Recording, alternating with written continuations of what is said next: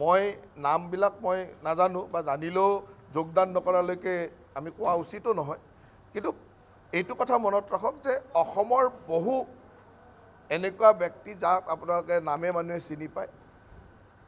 নিজৰ নামটোৱে চিনাকি তেনেকুৱা বহু ব্যক্তিয়ে আমাৰ দলটোত যোগদান কৰিছে মই কংগ্ৰেছ বুলি কোৱা নাই বিভিন্ন ঠাইৰ পৰা কিন্তু কংগ্ৰেছৰতো ৰাজনৈতিক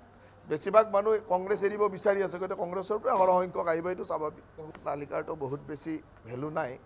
এই তালিকাবিলাকৰ ভেলু এইকাৰণে নাই যে এই গোটেই তালিকা প্ৰস্তুত কৰে গান্ধী পৰিয়ালে এতিয়া গান্ধী পৰিয়ালে বা কি ভাবি থৈছে এইটো গান্ধীয়ান কোম্পানী প্ৰাইভেট লিমিটেড নহয় জানো গান্ধীয়ান কোম্পানী প্ৰাইভেট লিমিটেডে কি ভাবি থৈছে এইটোতো আৰু বেলেগ মানুহে ওলাব নোৱাৰিব যদি সেই তালিকাখন মানে গান্ধী পৰিয়ালৰ পৰা আহিছে তেতিয়াহ'লে বেলেগ কথা কিন্তু মই নাভাবোঁ গান্ধী পৰিয়ালৰ পৰা তালিকা আহিছে বুলি কংগ্ৰেছৰ লিষ্টত লুৰিণ গগৈ আছে নেকি তেতিয়াহ'লেতো বৰ ভয়ানক লিষ্ট এখন কংগ্ৰেছৰ লিষ্টত যদি লুৰিণ গগৈৰ নাম আছে এইটো বৰ ভয়ানক লিষ্ট এলায়েন্স আছে নেকি এতিয়াও এলায়েন্স আছে বুলি ভাবিছোঁ মইতো কালিৰ পৰা এলায়েন্সটো দেখা নাই গতিকে আগতে এলায়েন্সটো থাকি লওক তাৰপিছত চিন্তা কৰিম তেওঁলোকৰ মানুহবিলাক এনেকুৱা মানুহ গোটেই পৃথিৱীতে ইলেকশ্যন খেলিব পাৰে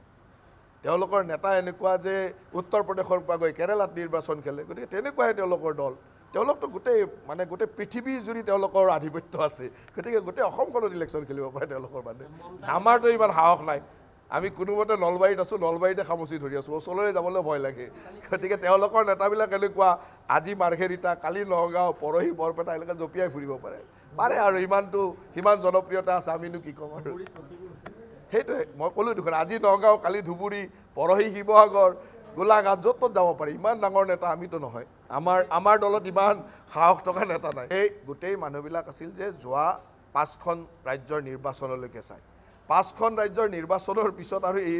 এইবিলাক আপোনালোকে যিবিলাক এলায়েন্স কৈ আছে এইবিলাক নাই আৰু সেইবিলাক ভয় খাই গ'ল ভাঙি গ'ল সিহঁত নাই এতিয়া 5খন ৰাজ্যৰ নিৰ্বাচনলৈকে এইবিলাক চলি আছিল অসমতো বহুত মানুহেতো একেবাৰে টিকট লওঁ বুলি চিঞৰ বাখৰ কৰিছিল